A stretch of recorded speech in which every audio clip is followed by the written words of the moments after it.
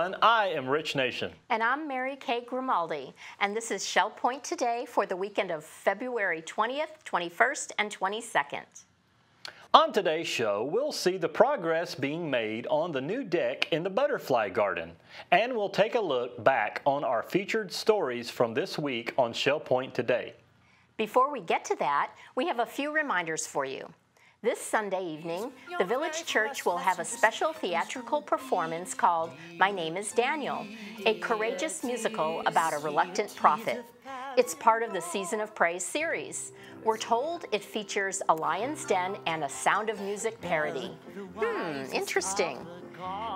The troupe is called Theater for the Thirsty, and they specialize in music-infused, funny, thought-provoking, soul-stirring, imaginative theater. Tickets are just $10 at the church office or online at shellpoint.org/Season of Praise. You can call 454-2147 for more information. That's this Sunday night. Don't miss it. There's more drama in store on Monday night when Tracy and Hepburn come to movie night. Yes, that's Spencer Tracy and Katharine Hepburn starring in the 1949 classic Adam's Rib. Sharp wit and prickly affection will abound as these two play husband and wife attorneys who find themselves on opposing sides in a murder trial. Come join the fun starting at 6:45 p.m. in the Social Center on the island. Thanks to a determined group of dedicated residents, the Butterfly Garden has undergone a transformation in recent years, from unsightly and overgrown, maybe a bit caterpillar-like, to a beautifully landscaped butterfly paradise complete with signs identifying all the plants the colorful flitting insects find so enticing. There has been a bit of an issue, however, in that the ground is quite uneven, sometimes muddy, and there are roots and such around that make it easy to get tripped up. But now, thanks to that same group of butterfly lovers, a beautiful new deck has been installed that will allow anyone, even you if you happen to be in a wheelchair, to get right out into the butterfly garden and enjoy it. There are benches that make it an ideal spot to sit in the shade and watch the pretty little creatures dance through the air around you. We took our camera out to see the progress on the project.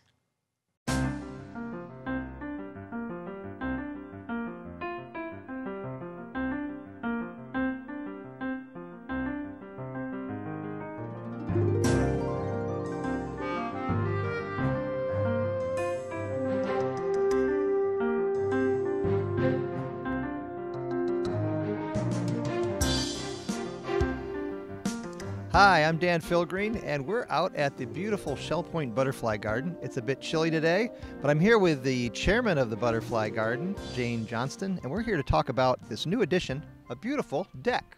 Oh, isn't it exciting? It's gorgeous. This deck has been in the works for, 3 years, I think.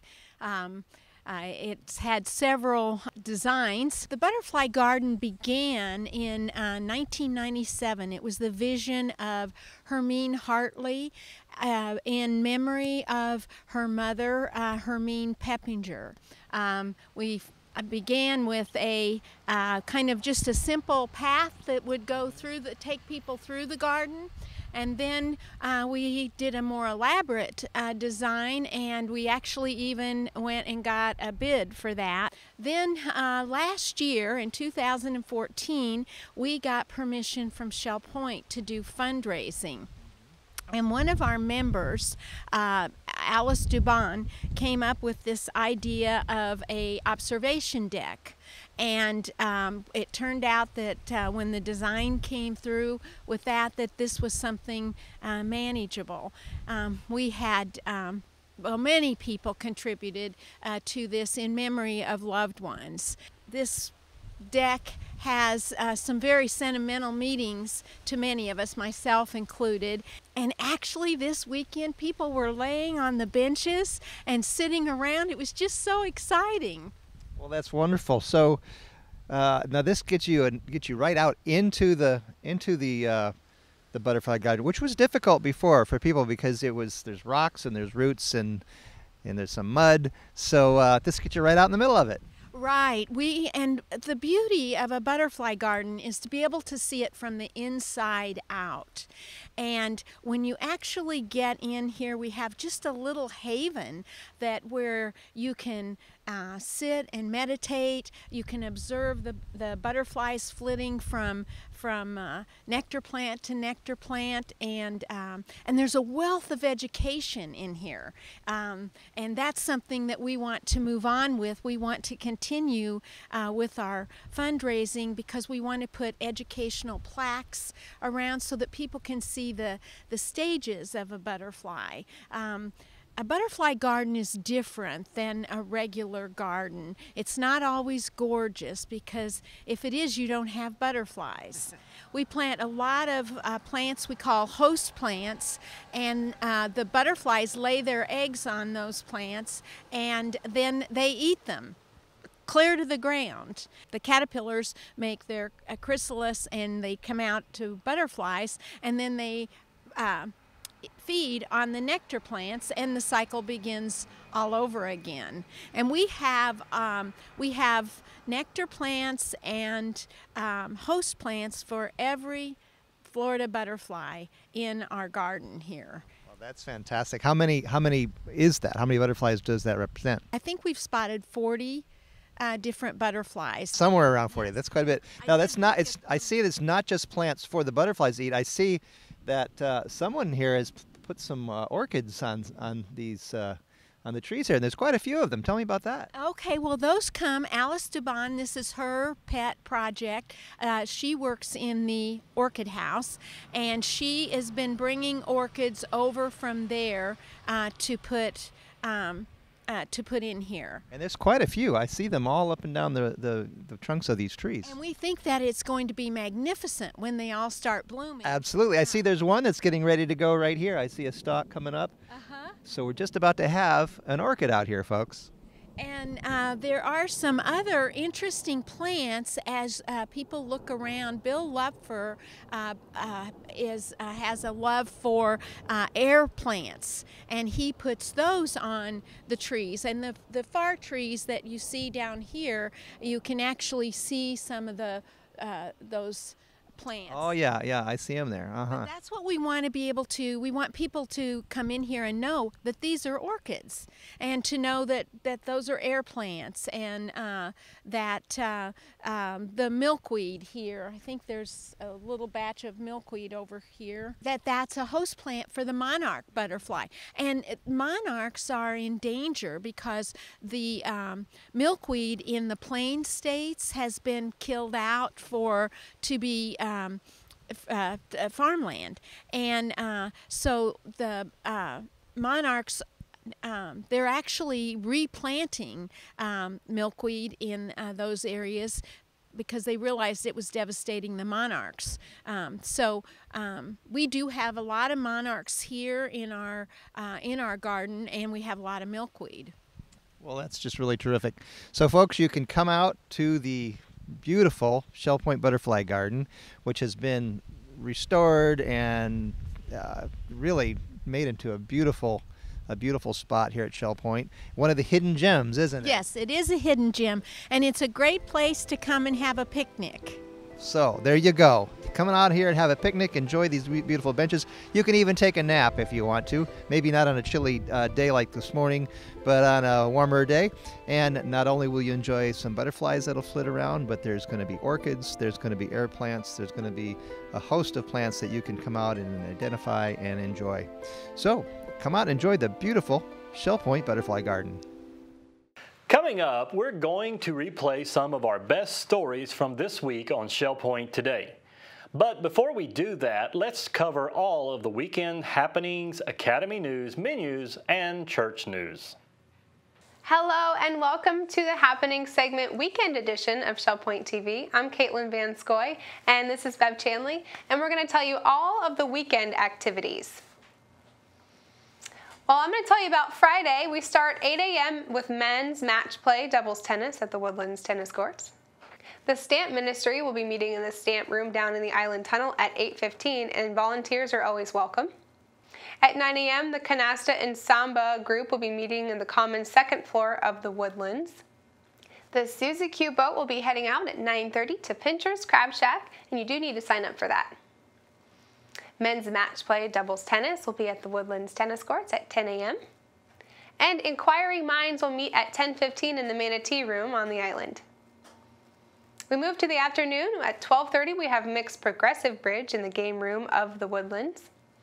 And at 1:15 we have advanced table tennis in the Tarpon Room on the island. Quilters will be meeting in the Osprey Room at 1:15. From 1:30 to 3:30 the model train room will be open for complimentary tours, and that's down in the Island Tunnel. At 2 o'clock, big euchre will be played in the Sable Room of the Woodlands. And come out for water volleyball at 2:15 at the Life Quest Aquatic Center. Latin Size will be down in the Health Club at 2:30. And the resident quarterly meeting will be at 2:45, and that'll be held in the church auditorium. 4 o'clock's the time for pickleball, and it's down in the pickleball courts on the island. At 6:30, we have Around the World in 80 Days at the Florida Repertory Theater. Pickups start at 6:30 on the island, 6:45 Woodlands, and 7 o'clock Eagles Preserve and Estuary. You do need to sign up for that. 6:45, we have game night at the Resident Activity Center, always a good time. We round out our Friday at 7:15. We have the FGCU Brower School of Music Orchestra performing at the Village Church. Well, here's Bev for our Saturday activities. Saturday begins at 8 o'clock with the Adopt a Road group meeting in Administration Circle for their service to our community here. 8 o'clock we have pickleball at the pickleball court. We also have an 8 o'clock round robin doubles tennis down at the Woodlands Tennis Courts. The men's doubles tennis will be at 9:30, as will the women's. At 9:45 it's time for duplicate bridge. Now that's played in the Manatee Room on the island. And the Model Yacht Sailing Club will be sailing their boats at the Garden Apartment Pond at 10:15 on the island. We're going to jump to the afternoon with chess being played in the Library Lounge at 1 o'clock. 1:15 we have a Scrabble game going on. That'll be in the Library Lounge as well. And table tennis will be in the Tarpon Room at 1:15, and that will be available all weekend unless it's posted otherwise. We're going to move to 3:15 for basic line dancing. That'll be down in the Health Club. 6:15 we have a Symphony Classical Masterworks series. They go out to Barbara B. Mann Theater. Court pickups begin at 6:15 on the island, 6:25 for the Woodlands, and 6:35 Eagles Preserve and Estuary. And Saturday evening ends at 6:30 with duplicate bridge in the Manatee Room. Now here's Caitlin to tell you about Sunday. Thank you, Bev. Sunday morning we start at 9 a.m. with Christian Life Studies. That'll be in the game room of the Woodlands and the Village Church. At 10:15 we have morning worship at the Village Church. And if you can't make it down to the church, it's always broadcasted live on Shellpoint TV, Channel 13. We move all the way to 4:15. We have ballroom line dancing for beginners, and that's held in the Health Club. At 6:15, we have a special performance. It's a season of praise, and it's called My Name is Daniel, and that's held in the Village Church, and you do need a ticket for that. Well, thank you for joining us for the weekend edition. We'll see you right back here tomorrow. Hi, I'm Terry Kolath with your Academy information for Friday and the weekend. On Friday at 10:15, an iPad or iPhone walk-in clinic will be taking place in the Computer Teaching Center on the island. All are welcome with their question. At 1:15, Quicken will continue in the Computer Teaching Center on the island. Next week, we have some interesting classes coming up for you. On Monday, Pastor Don Stainhook will provide Beautiful Science number 13. And Bruce Findlay of Sundial will give us an iPhones dictation course. On Tuesday, Professor Adrian Kerr will wrap up the history of the Middle East to present times. And we'll have Talking on Apple Devices with Bruce Findlay of Sundial. And Dottie Morrison of Genonia will bring us Lightroom for Beginners. Al Kaplan of Oakmont will present Mail Merge. On Wednesday, we have an open studio class with Sandy Ayler's Eagles Preserve. And on Thursday, Jim Plummer of Parkwood will present Stress-Free Photo Editing. We'll also have a conversation on evolution with Dr. Norman Beecher of Teledora and our own Pastor Andy Hawkins, Senior Pastor of the Village Church. Menus for your weekend. On Friday, February 20th, in the Crystal Room, the platter is fried haddock with potato chips and coleslaw. For dinner, it's seafood buffet for $15.95. The soup is split pea. In the Allen Cafe, it's fish and chips for $7.25 at lunchtime. At dinner, it's Chef's Choice for $8.25. And in the Palm Grill, it's lamb chops for $22.95 or veal Oscar for $18.95. On Saturday, the Crystal Room is closed. On Saturday, the Island Cafe has for lunch a pulled pork sandwich with chips for $7.25, and for dinner it's stuffed pork loin with rice pilaf and steamed broccoli for $8.25. The Palm Grill has its prime rib on Saturday for $19.95. And on Sunday, the Crystal Room has the Sunday brunch for $17.25. The Allen Cafe for lunch has a bacon, egg, and cheese croissant with fresh fruit for $7.25. And at dinner, Chef's Choice for $8.25. The Palm Grill is closed on Sundays. All menus are available 24 hours a day at shellpoint.net. I'm Randy Woods, and I'm here with Pastor Andy as we look forward to the weekend as we share together in worship and celebration again at the Village Church. This Sunday, we're starting a new Christian Life Studies class. That's right. Andy, tell us, I know Pastor Ken is going to be leading this class. That's exactly right. I'm thrilled to have our previous senior pastor, Ken Nesselrode, dear friend, and certainly someone who has contributed extraordinary things to this community and continues to work with us in the Village Church in a number of different capacities. But he'll be teaching, and the subject has to do with Jesus' teaching on prayer, not only the things that Jesus taught explicitly, but also how he modeled prayer. And I think that's extraordinary that you could spend a lot of time, I think, really learning a lot, because obviously that was one of the things that the disciples wanted to know about. You know, when they looked at Jesus and they recognized there was something different about the way he went about things and how he was able to do the miraculous things that he did, and they also recognized that he spent a lot of time in prayer. And so his instruction in prayer was the result of their asking him to teach them about prayer. And so Ken's going to relate that. And certainly in the years I've been here, spent time praying with Ken and appreciate that. So I know his heart. So that class is open to anyone. It's at the hospitality room here at the church. And so everyone is welcome to come to that. And it would be great to fill the space. Absolutely. With lots of people. And I know you'll appreciate Ken's teaching as he shares during this 6-week study time, starting this Sunday, February 22nd through the end of March. And then we're continuing our study in the book of Hebrews in the morning worship service at 10:15. And we're in chapter 10 this week on the superior Christ. And where are we headed in that study? Yeah, this is that section of the book of Hebrews where the ministry of Jesus as our great high priest is contrasted with the priestly ministry of the Old Covenant, where the Levitical priests would offer sacrifices day in and day out. But as you well know, and as the author of the book of Hebrews wants to communicate to those to whom he's writing, is that Jesus came to be the Lamb of God who takes away the sin of the world. And as a result, he came to be the ultimate sacrifice. And so we see this extraordinary contrast between the sacrifices that kept having to be offered over and over and over again with the once-for-all sacrifice of Christ himself, and how significant that is. And so the title is The Sacrifice to End All Sacrifice. And it'll be a wonderful opportunity to remind ourselves of the significance of Jesus' death on the cross on our behalf. Well, that morning service at 10:15 is broadcast live on ShellPoint TV, and you can tune in there. But I invite you to come and be a part of the service Sunday morning. Now, tell us about the evening. Is a little different, isn't it? Well, the evening is very unusual for us. We've tried in our ministry with the Season of Praise to engage in various aspects of the arts, music and drama, to present an inspiring program. And this is one that is very unique. It's entitled My Name is Daniel, and it's a trio of actors and an actress who portray the story of Daniel. And I think it's going to be funny, but it's also going to be challenging. I'll bet. In a contemporary way as they present this musical drama. It's interesting that they use a lot of the music that we know from The Sound of Music with a different text, obviously, but those melodies and a parody that talks about the story of Daniel. And I can't give all the details away, but those who have read the biblical account of Daniel will find some fresh insight, and I think the humor, but the message, the inspiration as we share together. That's part of the Season of Praise concert series. That's right. Yeah, and I've always enjoyed the fact that you've tried to include, each year that I've been familiar with it, tried to include something dramatic. Yes. And this is one of those things, and it's usually quite powerful.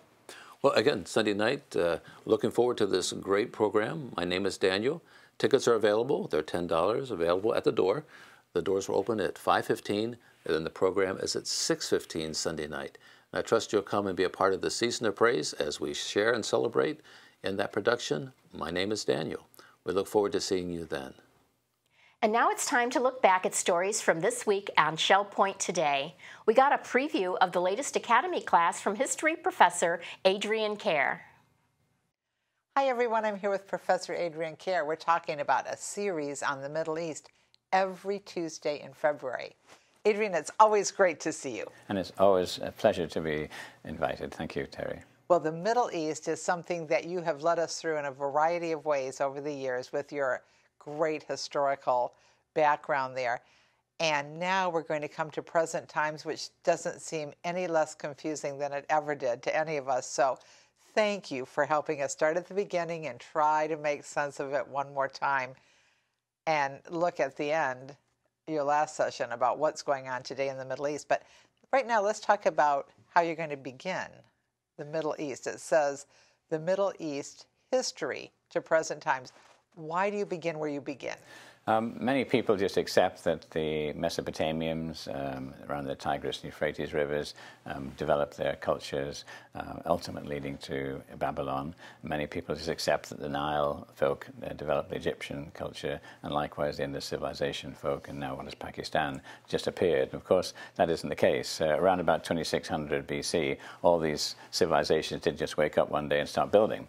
There is a prehistory before even that, and the first episode will be explaining where the peoples came from that set up these civilizations, what was common amongst them, what was unique amongst them, and how much interaction. And it's really interesting to know that around about 2800 BC, the people were traveling from Afghanistan to Egypt, bringing lapis lazuli, the blue stone. It's the only source of that blue stone in the Middle East at that time. So they were not even building pyramids at that time, but they were trading with the people in the Tigris and Euphrates. They were moving, there were camel trains and donkey trains back and forth between a very primitive Egypt into Afghanistan to get this blue lapis lazuli.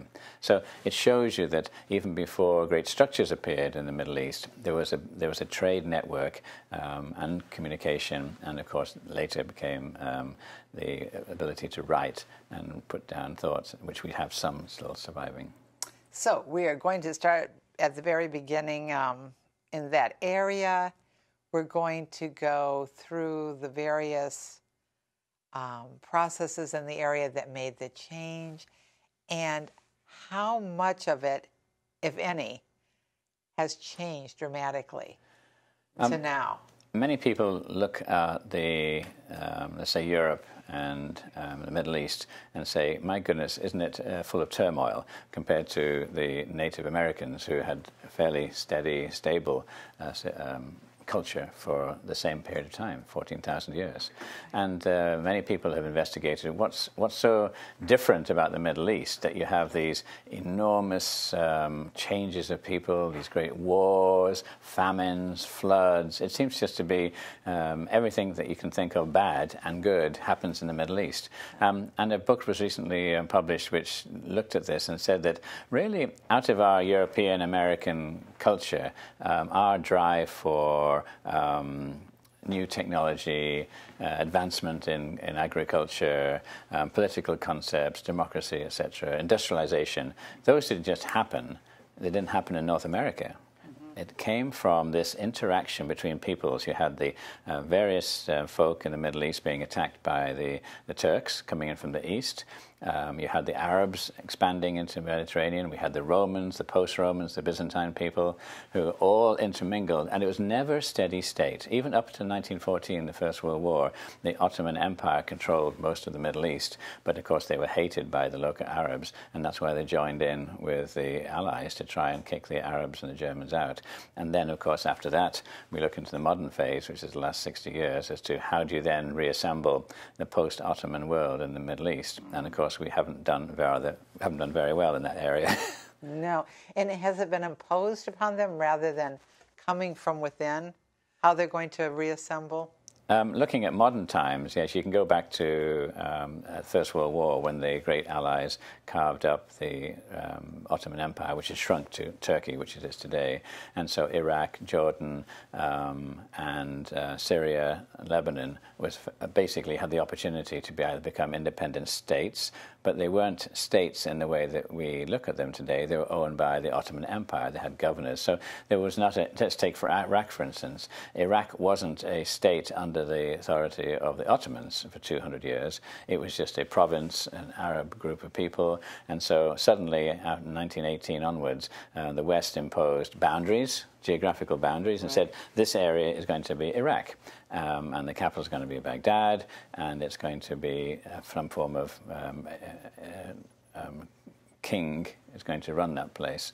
So you see a situation after the First World War where the West imposed artificial geographical boundaries on the places that we know today, which is Syria, Lebanon, Jordan, and of course then Israel came into the mix, and Egypt as well. So all of these countries, which we now recognize as independent countries, weren't so under the Ottoman Empire. And so we've now superimposed on a group of Shia Sunni folk in Iraq saying, right, this is your country, and we'd like you to run it in a democratic fashion. And of course, the dictator takes over.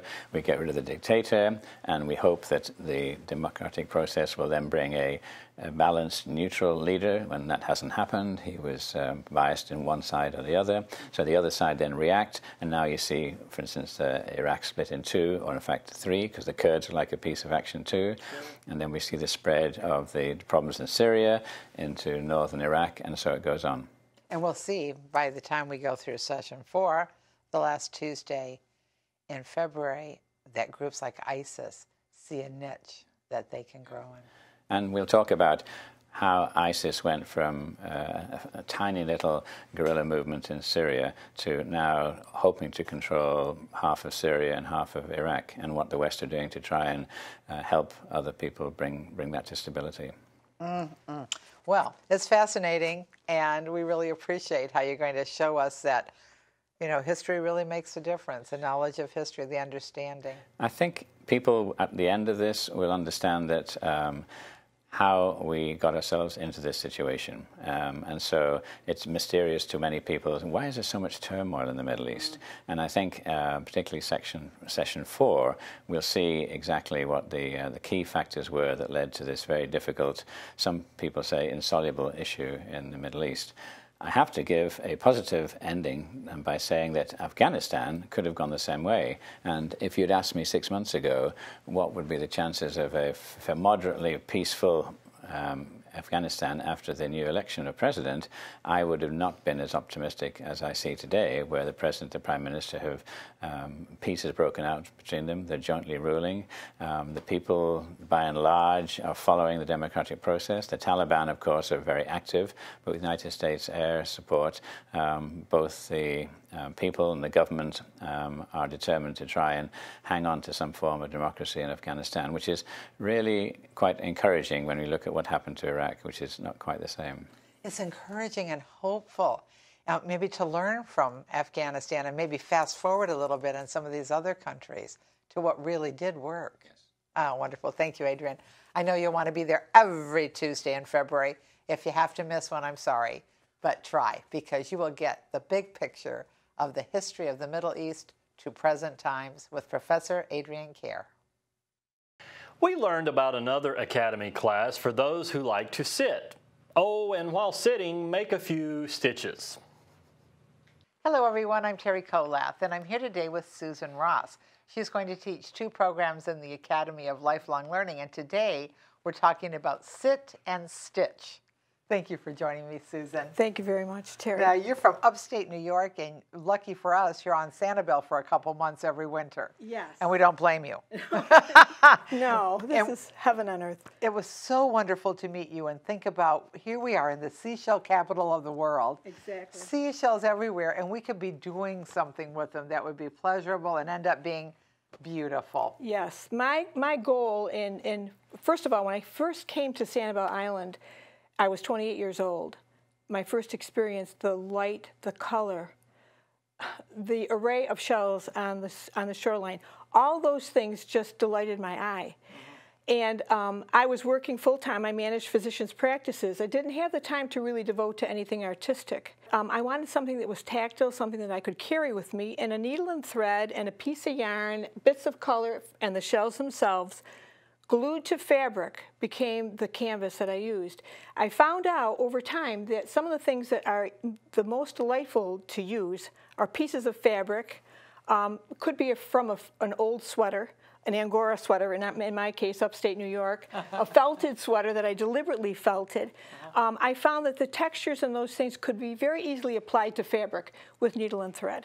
I bring to my classes a lot of materials that people can use. They may have seen them, but they never thought of using them the way I would use them. And there's a very simple technique that looks difficult, but is so simple to do. That's the best. Well, the part I like about it, transportable, like you talked about, using some skills you may or may not already have with the needle and thread, because we're also going to have a learning component in this workshop where you can learn to make a few simple stitches.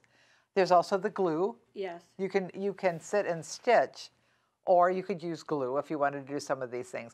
But you can use what you have. Exactly. You can use what our instructor Susan Ross is bringing to learn all of these techniques, and then you can go on. And we're even going to have another class after this. Yes. So let's just make it kind of clear here. When you talk about you have done a variety of things with what you already have and with stitches, you've just applied with simple stitches. This was done very randomly to show a group of women in an embroiderer's guild who felt this was such a dynamic way of expressing themselves. They actually have encouraged me to take this to a national competition, my concept and my idea.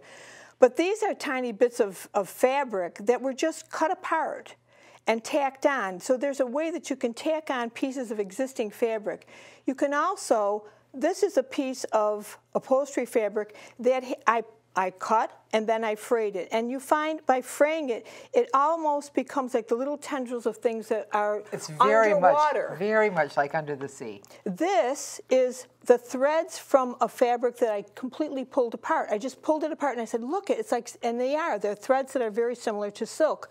And beads, and French knots are the only thing that I would suggest that we try to learn, because it works almost like Impressionist painting. You know, you can add dots of color and you can emphasize contrast, and you can make colors gel and form new colors just by applying them close in proximity to each other. So the wonderful part is you'll learn a few techniques. You'll see things in a different way with Susan Ross's eye, and then you can take some of these techniques, of these techniques a little bit further. Now, this is absolutely stunning. You have some of the knots, some of the fabric. You've applied some seashells. You've found ways to stitch them down. You've glued some down. Yes. And then you can go forward using different kinds of fabrics, different colors, using the same things in many ways. You can see that this is something, you can recognize what we call French knots here. Yes. But this is nothing but frayed fabric, the salvage from some of the fabrics that you might find in an upholstery. And you can imagine being snorkeling above this. These are created by fraying fabric and then rolling it to create what I consider something like a sea anemone. Yeah, exactly. And this is also nothing but frayed fabric that I rolled and stitched and applied on. I like to stitch on rather than glue on, and I'll tell you the reason is because glue is stiff and it can resist a needle.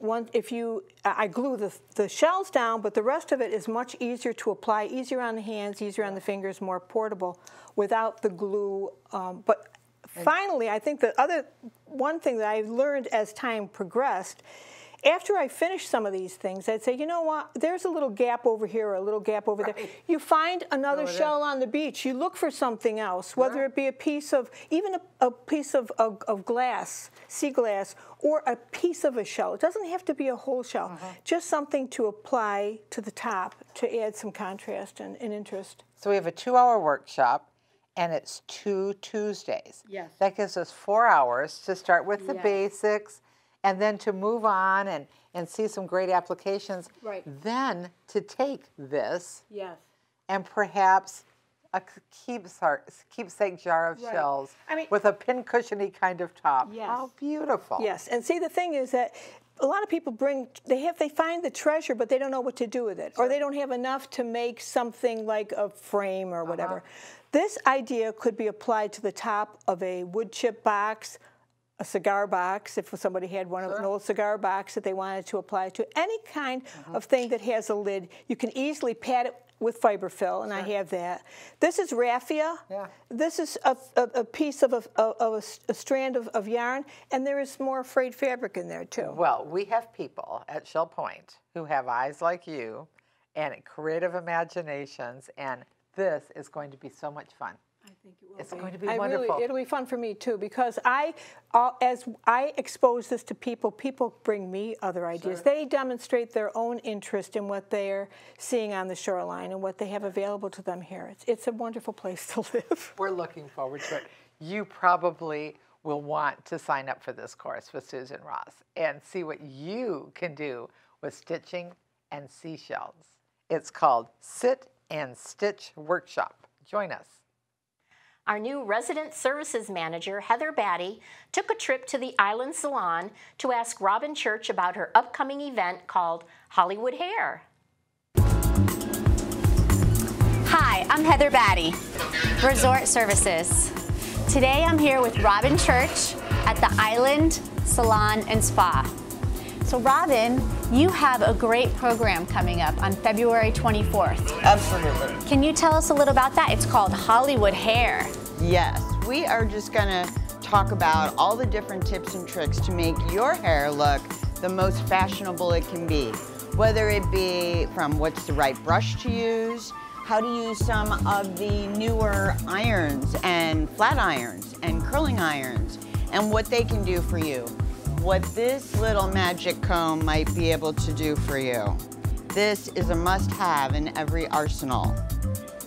So we're going to talk about all kinds of things, whether you wear your hair straight, you have a natural wave, you like it curly, you like just a little bit of movement, just how to get that and how you can keep that yourself when you're styling at home. Just little things. Maybe you need a little volume through right here.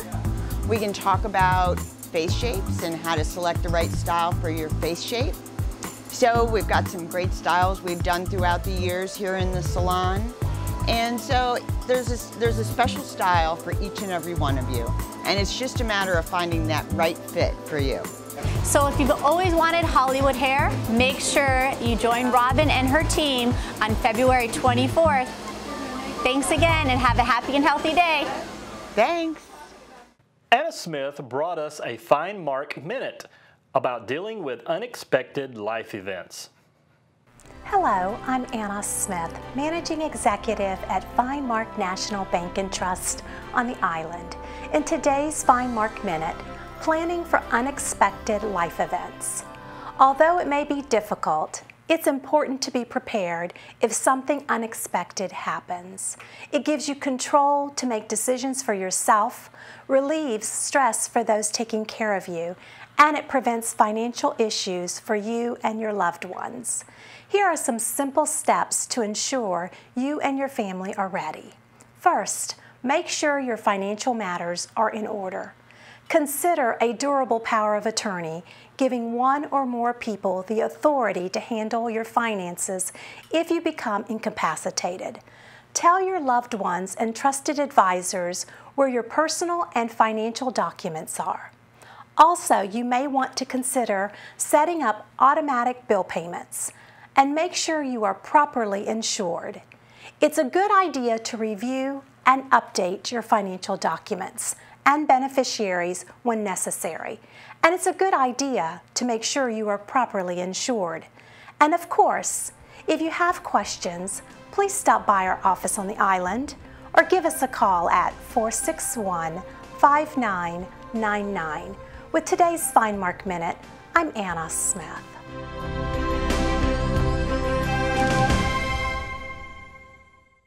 Johannes Tisver can be found most days down at the wood shop. But But he doesn't use the many power machines there all that much. Most of what he does is accomplished with simple-looking hand tools. But what he ends up with is anything but simple. Have a look at the wonderful and beautiful work of master woodcarver Johannes. Before I retired, I was working as a carpenter in New York City most of the time. All kinds of things, up in the skyscraper, up on the bridges and on the piers and everywhere. I went to school when I was 16, and we did work a little bit in the shop there, and then I did some carving. But so I forgot it into in the 90s. I started doing it. I started out making some elephants and the doves, and this is one of my first carvings. And the teacher said he's going to make 2 bookends. He said, no, I'm going to make 2 horses. So he said, it's hard to do. I said, I didn't know that. So that's how that was made. There's an elephant. When I took it home and my grandson saw it, he said, Grandpa, that's an elephant. That's the best compliment I ever had, I think. But then I went to a carving course. There I was introduced to this kind of carving. It's called an acanthus carving, and it goes back in history a long time. It's often used in cathedrals and churches, a lot of different, and it's beautiful. And it is even on your dollar bill, in the back of your dollar bill. There's a lot of acanthus carving there too. The acanthus carving is done by hand tools. You only use hand tools, sharp hand tools. You get them sharp as you can. And the technique is all in your wrist. You just turn your wrist and you get it perfect every time. You go first over at one time, and then you go over it again, and because you don't know how deep you're going to go at different places. A 16th of an inch can make a difference in the appearance. So sometimes not easy to do, because if you have many layers on top of each other, like I have in the mirror, there's 3 or 4 layers on top of each other, of course. But otherwise, it is all in the wrist. Basswood is the one I use the most. Pretty stable. There's no grain in it, hardly any grain, so you can carve both ways, and it's a good carving wood. And if the wood is harvested in the winter time, it's better. Then there's no sap in the wood, but sometimes you will just have to take what you get. And all of these different curves and everything got to come out. And it is not easy to do when it's so small. You use smaller tools. It takes a lot of work. It takes a lot of work.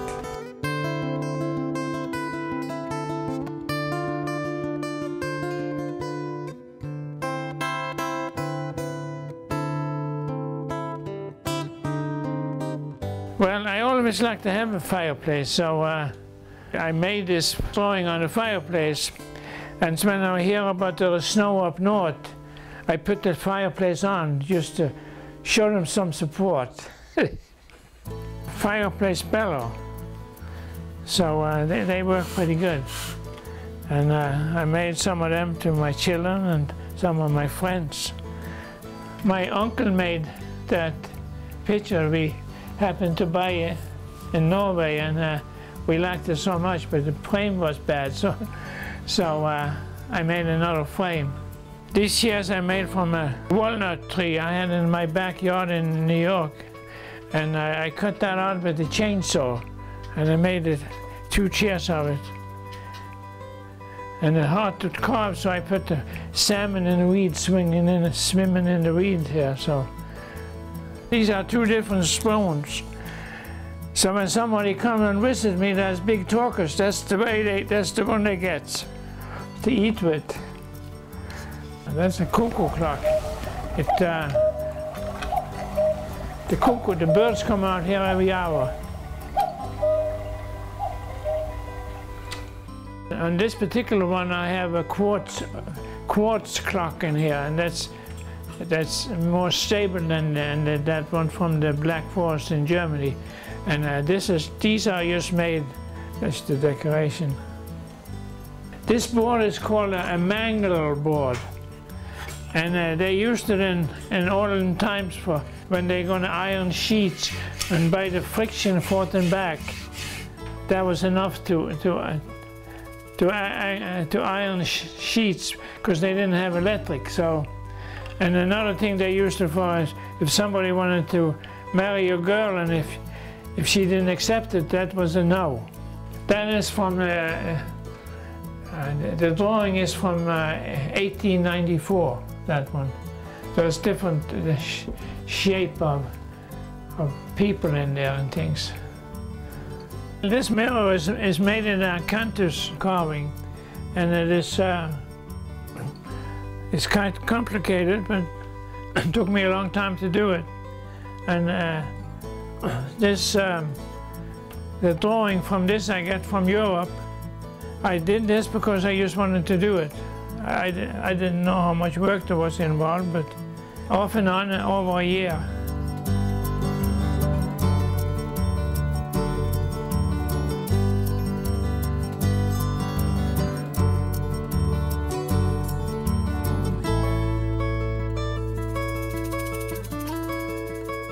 This one was in the best of show, first prize ribbon, the Southwest Florida Woodcarver Show. When you make a carving like this, there's a lot of people that wanted to buy it, but it's not for sale. It is like one of your arm or your hand or something. It becomes a part of you after a while.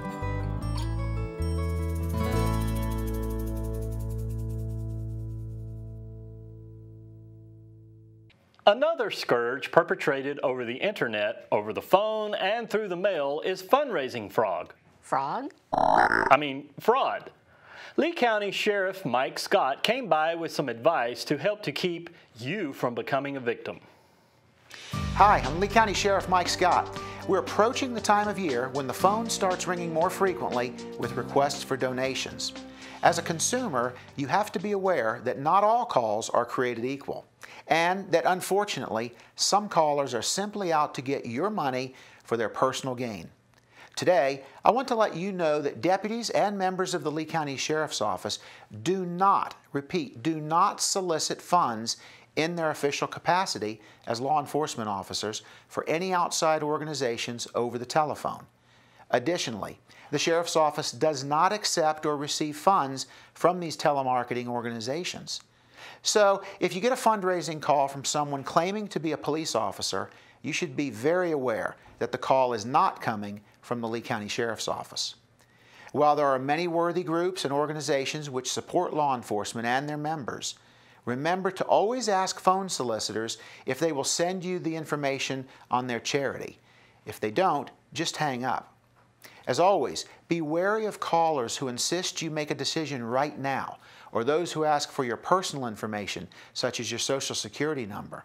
Another thing to be very aware of is if they've asked you to keep it confidential. Many times these scammers will say, keep this between us, don't tell anybody until you've claimed your prize.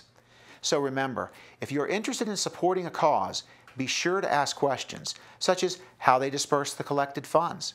For more information about fundraising concerns or to report fraudulent activity, contact the Sheriff's Office fraud line at 477-1242. That's 477-1242. Once again, I'm Lee County Sheriff Mike Scott, and I thank you for being an active partner in securing the safety of our community. The Pancreatic Cancer Walk happens Saturday, February 28th. We got a briefing on what it's all about and how you can participate. Hi, I'm Heather Batty, your new Resort Services and Wellness Manager. Not only am I excited to be here at Shell Point, but I'm also excited to be doing my very first interview for Shell Point TV. Today we're going to be talking about the Pancreatic Cancer Research Walk that's going to take place on February 28th at Lakes Regional Park. Today we're here with Suzanne Kennedy and Fernando Licopoli. Suzanne, can you tell me a little bit about the walk? The walk, this is the 4th year for the walk, and it's going to be a wonderful day. It's going to be Saturday, February 28th at Lakes Regional Park, just off of Gladiolus. We have, last year we had around 200 people come. This year we hope to have around 300 or 400 people come. So we're very anxious for Shell Point to come and support us with this cause. We have music. We have a DJ playing music, and we have the hot flashes. If you don't know the hot flashes, you need to come see them. They're wonderful. Some ladies get out there, and they just are so much fun. Oh, wonderful. We have food. We have the Marines. The Marines lead off the walk, and they're followed by our survivors. The other thing that we have that's very special is a raffle. And we have some wonderful raffle items coming up. The raffle will be $5 a ticket or 5 tickets for $20. So that's going to be a very fun, invigorating morning. We have, the walk is a 3K walk or a 5K walk. Right. You can do either loop that you want to do. Or if you'd like to volunteer, we'd love to have volunteers to help out with the walk. So it's going to be a great day. We hope everybody comes and joins us. Absolutely. Now, Fernando, you're actually a survivor. Yes, I am. Yeah. Talk to us a little bit about that. Well, let me speak to the pancreatic cancer in general. Sure. It's called a silent killer because the symptoms rarely come out until it's much too late. In fact, the survival rate for pancreatic cancer is less than, well, about 5%. That is, 5% of people diagnosed with pancreatic cancer will survive past 5 years. So we are a very rare group of people, survivors. And the problem is that the symptoms don't appear until far too late in the course of the disease. Okay. Majority of people are in the late stages and has metastasized into the liver and so forth, and they're given very little time once diagnosed. 2, there's no screening for it. There is no way of diagnosing pancreatic cancer until after the fact, which is a big challenge in terms of research in the area. Thirdly, less than 2% of federal dollars are actually devoted to pancreatic cancer research, and that's why it's important that this walk and the Lustgarten Foundation continues. Lustgarten Foundation itself is an amazing organization where 100% of all monies go towards research. It is underwritten by a private company. And since its inception, over $90 million have been donated to various research projects. In fact, this coming year, something like $8 million are going to research and stop cancer research, which is a conglomeration of multiple centers, Johns Hopkins, Farber Center in Boston, Sloan Kettering, and so forth. And so it's trying to bring in really some really brilliant minds and looking ways to screen for it and also to treat it. And lastly, public awareness of pancreatic cancer is not very high. Right. So that's the point of this walk, I think, to let people be educated to it and get information about it and help fight this disease. Now, are there certain risk factors associated with pancreatic cancer? You know, it's still open, you know, risk factors. Is it genetic? There's still a lot of discussion about that. Certainly, there are certain contributing factors. Weight. People who are overweight may have be prone to the disease. If you were a smoker, believe it or not, it's not just lung cancer. It could be a major contributor to it. Your diet, high fats, anything that would be called an unhealthy diet may contribute to it because it's really a part of your digestive system that you're stressing. Right. Now you said that there's no screening for this, so how do people typically then get diagnosed with pancreatic cancer? Typically, the symptoms arise. If you're fortunate to get symptoms early, such as I had them, you go through a CT scan or an MRI and endoscopic. They'll do a biopsy and they'll see there's a tumor and decide whether it's benign or malignant and so forth. That's how it's done, if you're lucky to have symptoms. One of the symptoms would be jaundice or turning yellow. Okay. your eyes, the whites of your eyes turn yellow. Right.